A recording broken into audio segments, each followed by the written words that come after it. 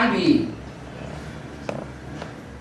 जो basic knowledge है उसमें वो फॉलो करने वाले ज्यादा से ज्यादा है तादाद में। इस्लामी है, बौद्धी है, क्रिश्चियन है, लेकिन उनमें सूर्यवंशी एक भी नहीं रहता। यज्ञ के आदि में जैसे ही सूर्यवंशी राम की आत्मा जाती है और साथ साथ उसके सारे फॉलोअर्स सूर्यवंशी चले जाते हैं। 76 में जैसे ही राम वाली आत्मा प्रत्यक्ष होती है, ब्रह्मा के शरीर छोड़ने के बाद जैसे ही राम वाली आत्मा ज्ञान में आती है, वो सूर्यवंशी आत्माएं आना शुरू हो जाती है। सूर्यवंशी सूर्यवंशियों के साथ ही रहते हैं, जो असल सूर्यवंशी। 76 से बाप की प्रत्यक्षता का वर्ष मनाया गया। बाप की प्रत्यक्षता अर्थात ज्ञान सूर्य की प्रत्यक्षता।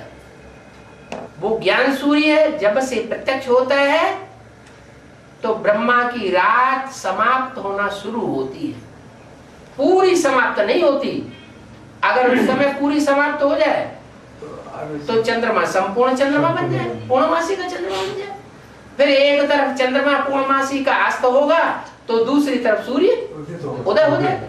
लेकिन अभी भी वो ज्ञान चंद्रमा पूरा नहीं, संपूर्ण नहीं बना है। पूर्णमासी का चंद्रमा नहीं बना है, अधूरापन है। कलाएं घटती रहती है, कभी थोड़ी बढ़ती है फिर घट जाती हैं। माया का प्रकोप सबसे जास्ती चंद्रमा और चंद्रवंश की रहबरी में रहने वाली सभी आत्मा के ऊपर पड़ता है। सूर्यवंशियों पर भी पड़ता है, ऐसे नहीं कि सूर्यवंशियों पर नहीं पड़ता है।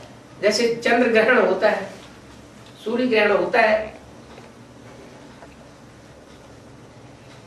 तो सूर्य की किरणें चंद्रमा के ऊपर पड़ती हैं, तो पृथ्वीवासी क्या समझते हैं कि सूर्य को ग्रहण लग गया। अब छाया में खुद आ गए और समझते क्या है, सूर्य को ग्रहण लग गया, तो परछाया में आ गए हैं।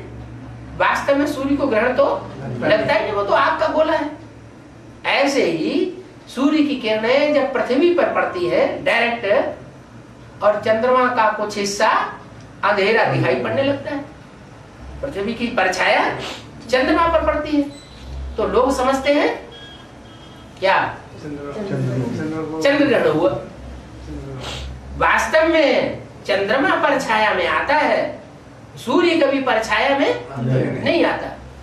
तो सूर्यवंशी जो आत्माएं हैं और जो ज्ञान सूर्य है, जो सन 76 से उदित होता है, जिसके प्रत्यक्षता का वर्ष सन 76 में मनाया गया, वो आत्माएं माया से कभी भी हार खाने वाली होती नहीं है।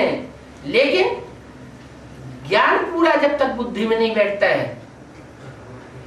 जब तक गीता का भगवान डिक्लेयर नहीं होता है, तब तक उनके ऊपर भी असर पड़ता रहता है। क्यों? क्योंकि सृष्टि का पहला पत्ता है कृष्ण।